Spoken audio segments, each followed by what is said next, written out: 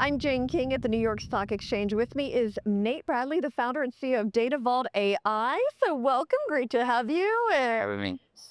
DataVault is now part of the IBM Partner Plus program. Explain what that means exactly. Yeah, so we were real fortunate to have an opportunity to work with WatsonX in the perfection of two agents that we've endeavored to build. One is called Data Value. It brings a cash value to your data assets. Think of what Zillow did to real estate.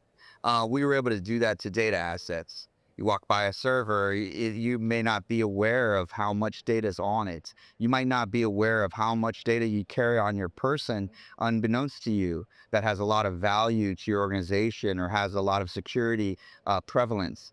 And so we built a system that helps you see that value. And then secondly, built a second agent called the data score.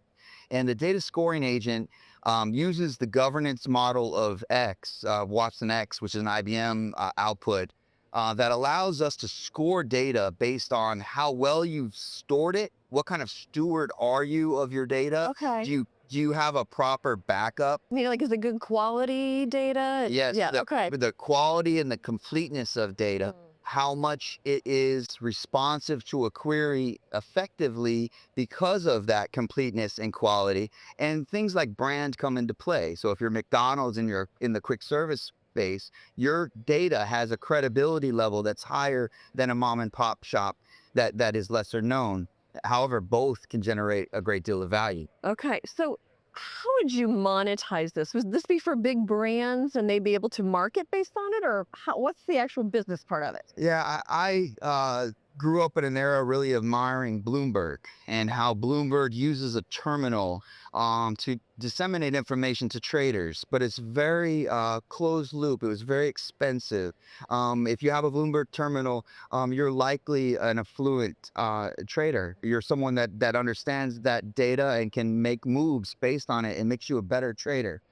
He was a tool provider in a very early stage in our development in this economy. What we see now with the Genius Act and some of the things happening with our federal government and the acceptance of tokenomics is that we can generate exchanges where individuals can monetize their data and companies can monetize their data on an exchange, understanding its value, but also get bid-ask traffic of what the market will bear against that value. And remember, it's not like a stock or a bond. I don't vend it to you. I give you a copy and I retain all of my actionable intelligence. I have all my data, but I might be selling an enclave of that data to generate real cash. And we developed an exchange we call it the Information Data Exchange.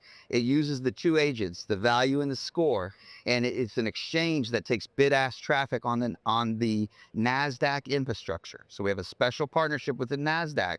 When we took our invention and we said, look, we want to move it on a trusted exchange, rather than developing our own or trying to start from scratch to build that trust, we built it upon the ramps and rails of the Nasdaq. We allow traders to trade our coin technology on their infrastructure. It's called the Nasdaq Financial Framework. It is foundational to the exchange function of our technology. Wow, that's amazing. So I think about just me personally and anybody really, and all the data that companies have on me, whether it's through social media or my search queries and things like that. So I could get some money from that data at some point, right? 100%. Okay.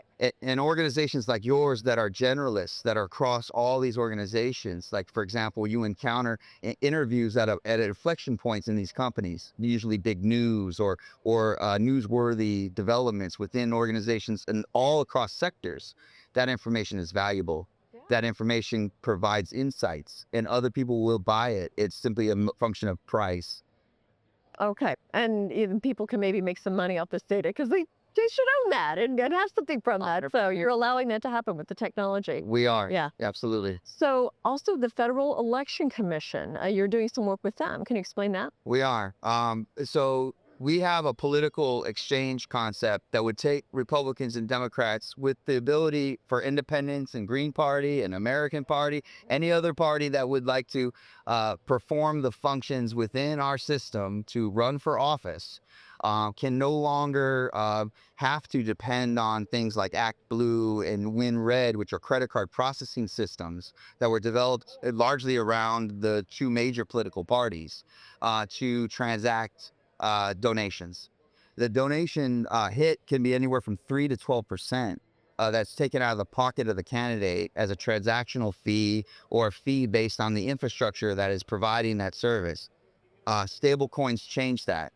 They allow individuals to invest directly into individual candidates, to buy coins and put money in the coffer of candidates, but also have a mechanism for compliance. The Federal Elections Commission has a lot of rules on top of the general rules of general commerce or trading. There's additional Federal Elections Commission requirements, such as the maximum donation amount from a single individual, the amount that you can take from a PAC. All of those aspects are built into our exchange to protect the candidates to be compliant and to give them a mechanism to avoid paying middleman costs and getting the money directly into their pockets. Yeah. So that's the general premise of that exchange. Okay, super interesting, Nate. Thank you so much for bringing us an update on DataVault AI. Thanks for having Thank- me.